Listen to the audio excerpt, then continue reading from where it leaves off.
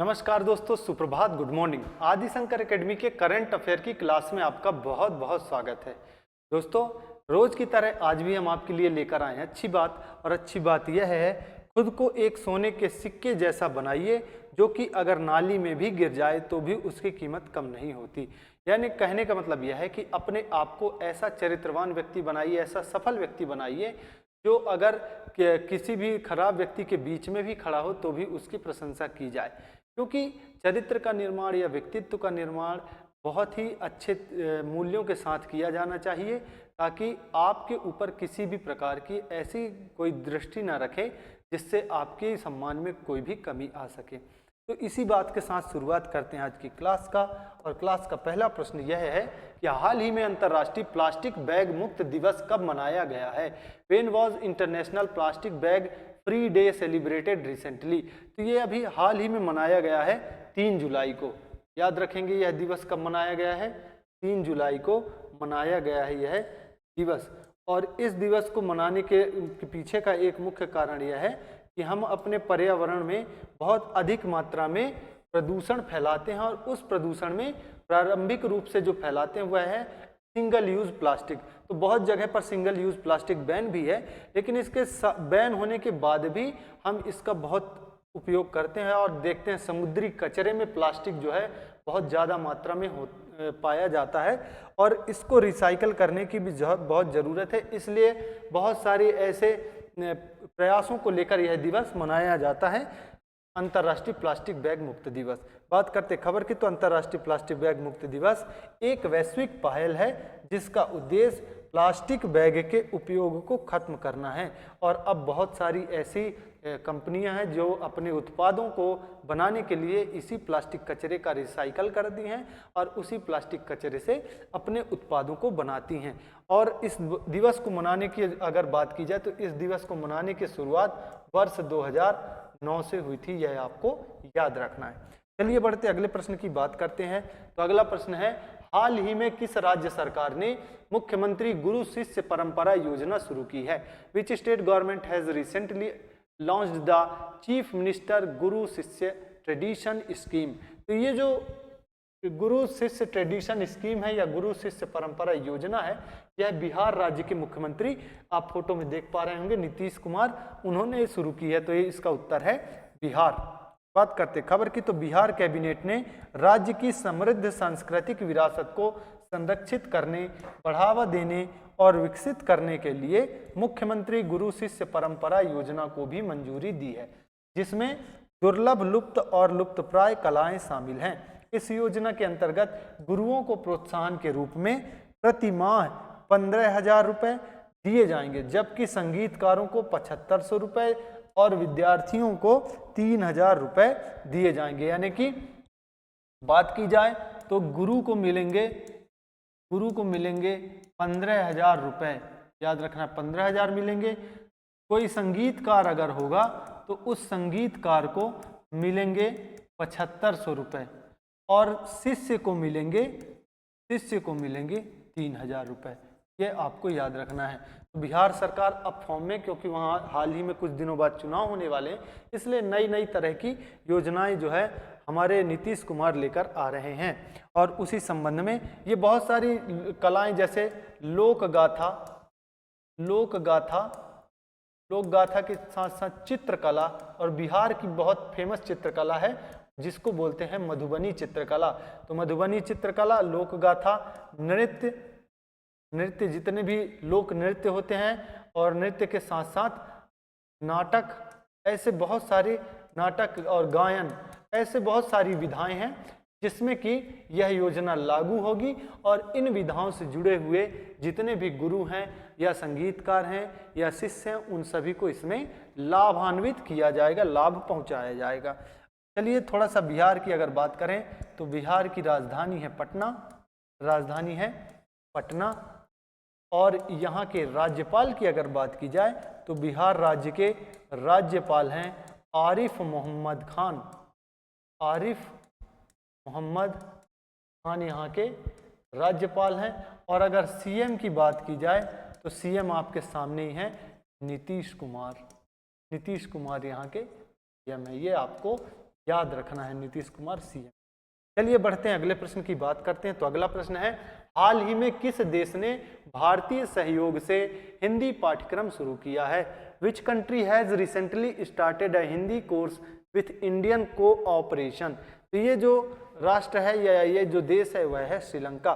तो श्रीलंका का जो श्रीलंका में जो भारत का उच्चायोग है उसको उसके साथ मिलकर भारत श्रीलंका सांस्कृतिक और शैक्षणिक संबंधों को मजबूत करते हुए कोलंबो में जनरल सर जॉन कोटेलवाला रक्षा विश्वविद्यालय ने भारतीय उच्चायोग की सांस्कृतिक शाखा स्वामी विवेकानंद सांस्कृतिक केंद्र के साथ साझेदारी में हिंदी भाषा सीखने का कार्यक्रम शुरू किया है। यानी कि एक विश्वविद्यालय है कोटेलवाला रक्षा विश्वविद्यालय, केडीयू। तो इसके साथ मिलकर अब भारतीय उच्चायोग वहाँ के जो उस यूनिवर्सिटी, उस विश्वविद्यालय के लोग हैं उन्हें हिंदी का प्रशिक्षण देगा और हिंदी के बारे में सिखाएगा, हिंदी भाषा को सिखाने का काम करेगा। श्रीलंका की बात करें तो श्रीलंका की राजधानी है, श्रीलंका की 2 राजधानी हैं। एक राजधानी है विधाई, एक विधायी राजधानी है, और दूसरी राजधानी है न्यायिक राजधानी है। तो विधायी राजधानी क्या है? विधायी राजधानी है श्री जयवर्धनेपुरा कोट्टे, श्री जयवर्धनेपुरा कोट्टे, ये यहाँ की विधायी राजधानी है, जबकि न्यायिक राजधानी है कोलंबो। तो 2 राजधानी यहाँ पर, न्यायिक राजधानी है कोलंबो और विधायी राजधानी है श्री जयवर्धनेपुरे कोट्टा। और अगर यहाँ के राष्ट्रपति की बात की जाए तो श्रीलंका के राष्ट्रपति हैं अनुरा कुमारा दिशानायके, ये यहाँ के राष्ट्रपति हैं। और अगर श्रीलंका की मुद्रा की बात की जाए तो श्रीलंका की मुद्रा है श्रीलंकन रुपया यहाँ की मुद्रा है। तब श्रीलंका को भारत का जो उच्चायोग है वहाँ पर वह हिंदी सिखाने का काम करेगा, यह भी आपको याद रखना। बढ़ते हैं, अगले प्रश्न की बात करते हैं। अगला प्रश्न है, हाल ही में बीवी पट्टाभिराम का 75 वर्ष की आयु में निधन हुआ है, वे कौन थे? Recently B V Pattabhiram has dead at the age of 75, who was he? तो वे बहुत बड़े सम्मोहनकर्ता, जादूगर और बहुत बड़े दर्शन शास्त्री भी थे।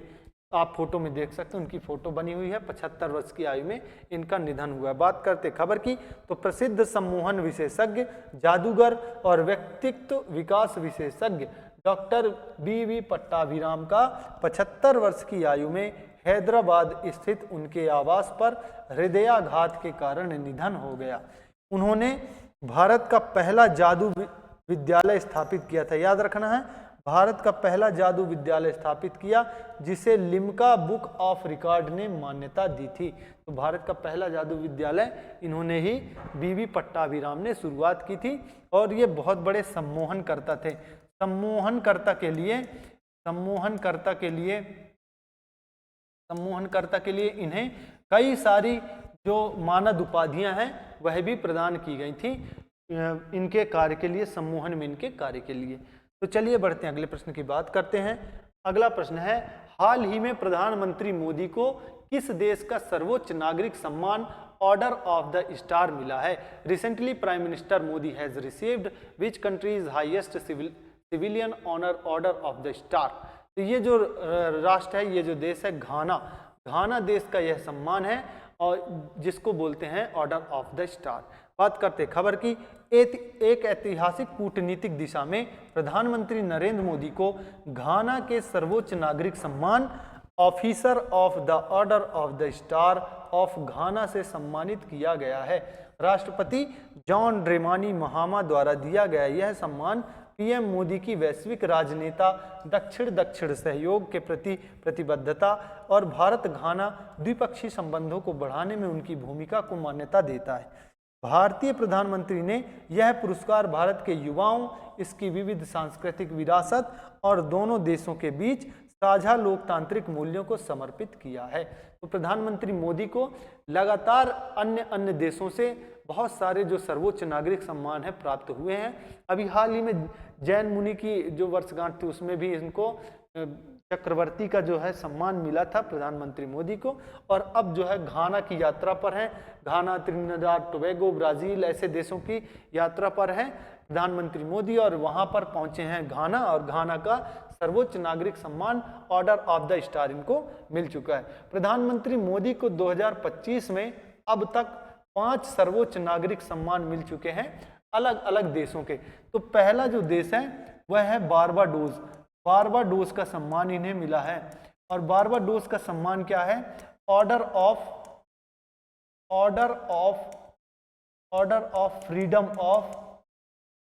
Freedom of Barbados. यह इनका पहला सम्मान था 2025 का, order of freedom of Barbados. इसके बाद इन्हें सम्मान मिला था मॉरिशस का। मॉरिशस का एक सम्मान है, सर्वोच्च नागरिक सम्मान है, उसका नाम है the order of star and की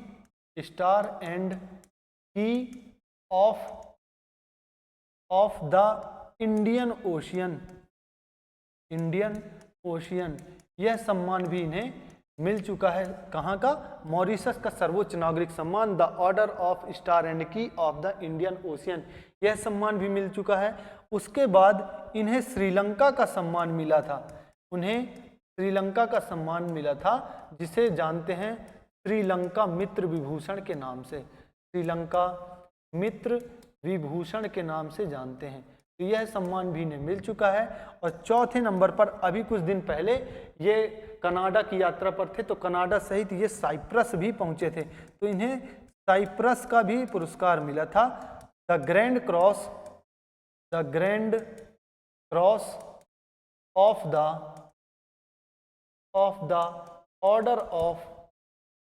ऑर्डर ऑफ मकारियोस। यह सम्मान भी इन्हें कुछ दिन पहले मिला है ना। साइप्रस का सर्वोच्च नागरिक सम्मान था, और इसके बाद अब इन्हें मिल गया है ऑर्डर ऑफ द स्टार सम्मान, और यह है घाना देश का सर्वोच्च नागरिक सम्मान है। चलिए अगर थोड़ी सी बात करते हैं घाना की, तो घाना देश की राजधानी की अगर बात की जाए, राजधानी की, तो घाना की राजधानी है अकरा यहाँ की राजधानी है अकरा।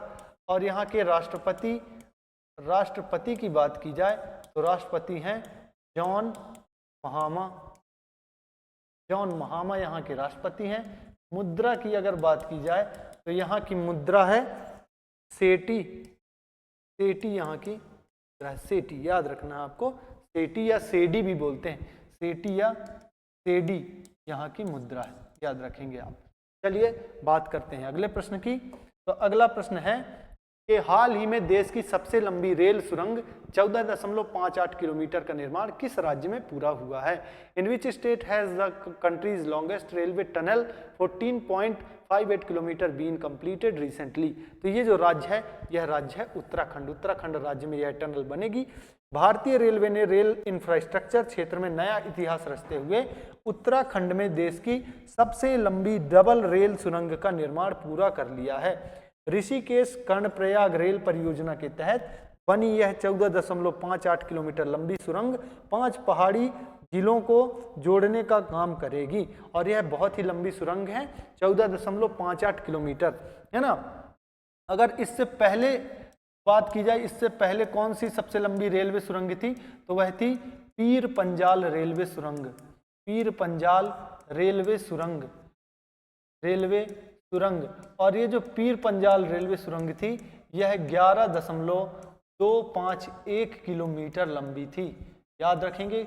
इससे पहले पीर पंजाल जो रेलवे सुरंग थी, और ये श्रीनगर के पास थी, श्रीनगर के पास, ठीक है, यह भी आपको याद रखना। जम्मू एवं कश्मीर में 11.251 किलोमीटर लंबी इससे पहले रेलवे सुरंग थी। और अगर राजमार्ग सुरंग की बात की जाए,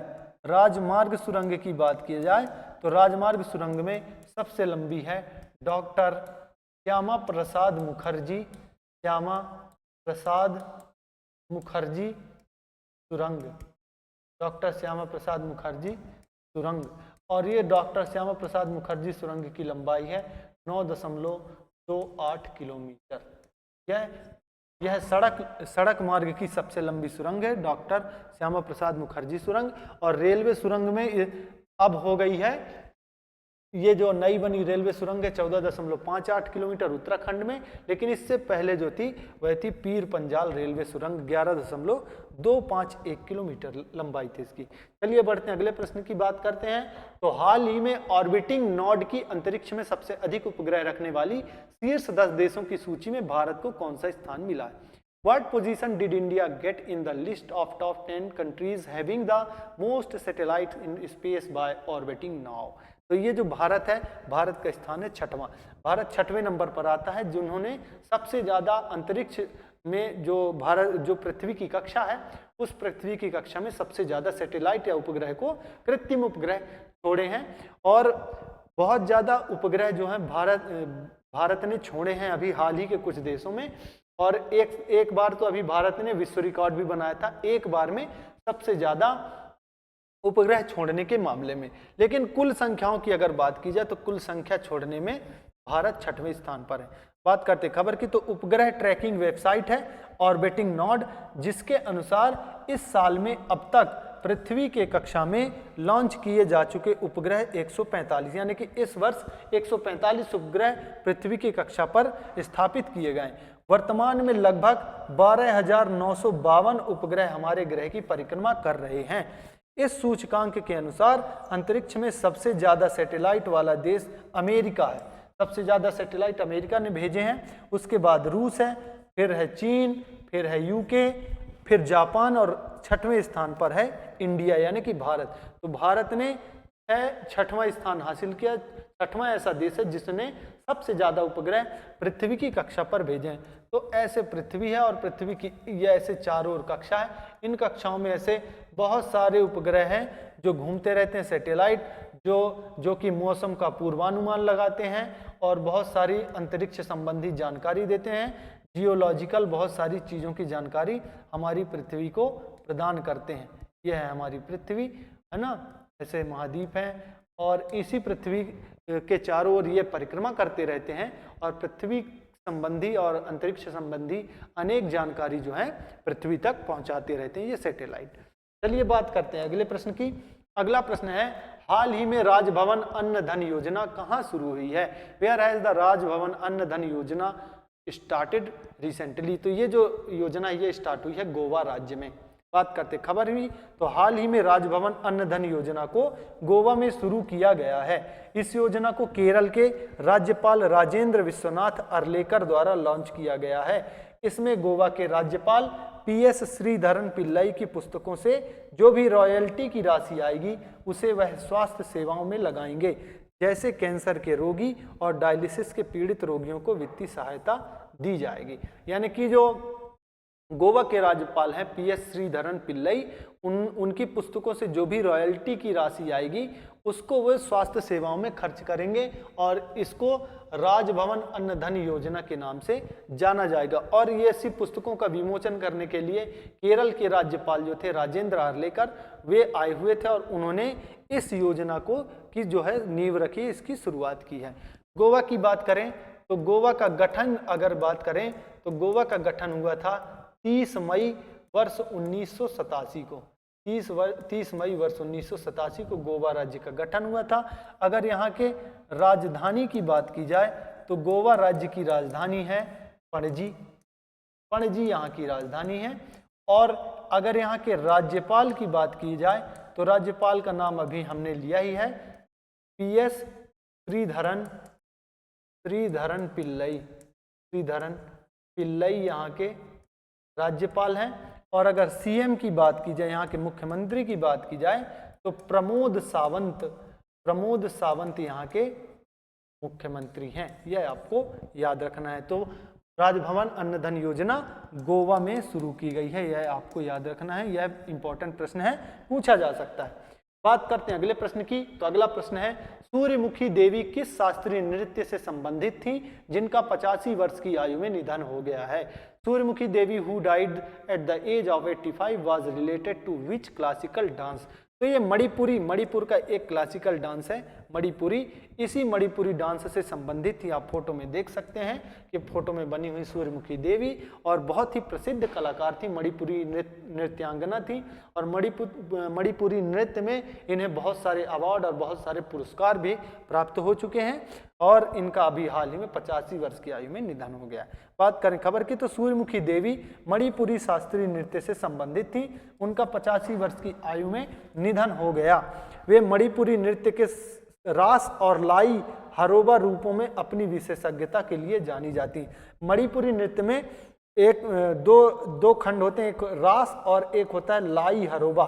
इसमें इनको विशेषज्ञता हासिल थी और इसी दो विधाओं में ये बहुत ज़्यादा पारंगित थी और इन्हें बहुत ज़्यादा सम्मान से देखा जाता था इस नृत्य के क्षेत्र में, और इन्हें बहुत सारे ऐसे पुरस्कार और सम्मान भी मिल चुके थे मणिपुरी नृत्य में अपनी पकड़ के लिए। तो दोस्तों, आज की क्लास में हम आप सभी के लिए इतने ही प्रश्न लेकर आए थे। आप सभी का वीडियो के अंत तक बने रहने के लिए बहुत बहुत धन्यवाद। हमारी वीडियो को लाइक करें और कमेंट के माध्यम से अपने विचार, अपने सुझाव हम तक पहुंचाते रहें, और हमारी वीडियो को बहुत अधिक लोगों तक शेयर करें। आप सभी का इस वीडियो के अंत तक बने रहने के लिए पुनः बहुत बहुत धन्यवाद। जय हिंद, जय भारत।